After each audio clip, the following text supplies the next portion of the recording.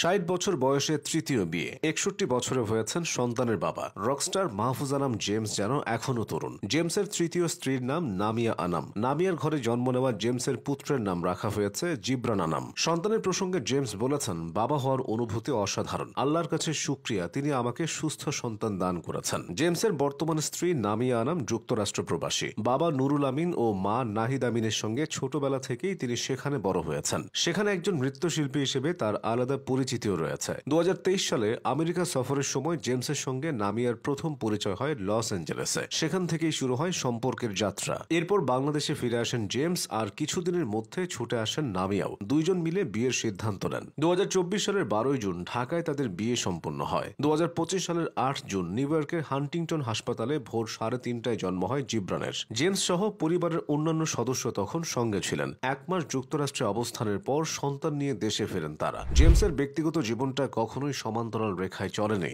নামিয়া আনামকে বিয়ে করার আগে আরো ২ বার সংসার পেতেছিলেন তিনি। সেই ২ সংসারে তার ৩ সন্তানও আছে। জেমসের প্রথম স্ত্রী চিত্রনায়িকা রথি। ৯০-এর দশকে আনন্দ বিচিত্রা ফটো সুন্দরী প্রতিযোগিতায় প্রথম রানার আপ হওয়ার পর জেমসের সঙ্গে প্রেমের সম্পর্ক তৈরি হয় রথির। সেই সম্পর্ক ১৯৯১ সালে বিয়েতে গড়ায়। রথি ও জেমস একসঙ্গে সংসার করেছিলেন দীর্ঘ ১০ বছরের বেশি সময়। তাদের ২ সন্তান আবরার আলভি দানিশ ও জান্নাতুল ফেরদৌস এখন বড় হয়েছে। দানিশ ফ্রিল্যান্স ভিডিও মেকিং এর কাজ করে। সে ইউএন এর সঙ্গে যুক্ত হয়ে রোহিঙ্গাদের নিয়েও কিছু কাজ করেছে। এদিকে মেয়ে জান্নাতুল ফেরদৌস এখন বিশ্ববিদ্যালয়ে পড়ছে। চিত্রনায়িকা রথির সাথে সংসার চলাকালেই ২০০০ সালে বেনজির সাজ্জাদ নামে এক ভক্তের সঙ্গে পরিচয় হয় জেমসের।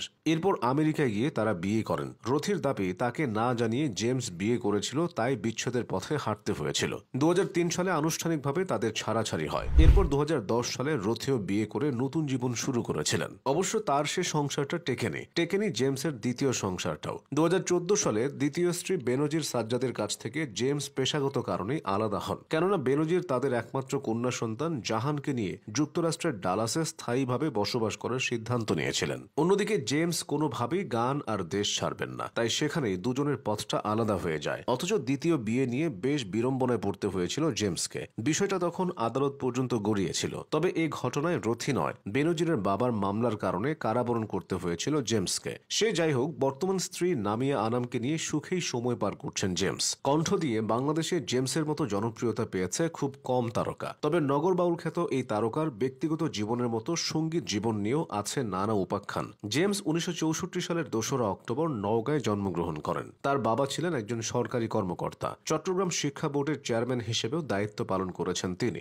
বাবার সঙ্গে গান নিয়ে অভিমান করে বাড়ি ছেড়েছিলেন জেমস। এরপর চট্টগ্রামের আজিজ বোর্ডিংয়ে থাকা শুরু করেন। সেখান থেকেই তার সঙ্গীত জীবনের শুরু। ১৯৮০ সালে প্রতিষ্ঠা হয় ব্যান্ড দল ফিলিংস। জেমস ছিলেন সেই ব্যান্ডের প্রধান গিটারিস্ট ও ভোকালিস্ট। ১৯৮৭ সালে তার প্রথম অ্যালবাম স্টেশন রোড প্রকাশিত হয়। ১৯৮৮ সালে অনন্য নামের অ্যালবাম প্রকাশের পর সুপারহিট হয়ে যান তিনি। চলচ্চিত্র প্লেব্যাকেও সফল হয়েছেন জেমস। দেশা দ্য লিডার ছবির জন্য গান গেয়ে জাতীয় চলচ্চিত্র পুরস্কার পেয়েছেন। শুধু দেশে নয়, আন্তর্জাতিক পরিমণ্ডলেও ব্যাপক জনপ্রিয় এই তারকা শিল্পী। বাংলা গানের পাশাপাশি বলিউডের ছবিতে কণ্ঠ দিয়ে জয় করেছেন লাখ লাখ শ্রোতার হৃদয়।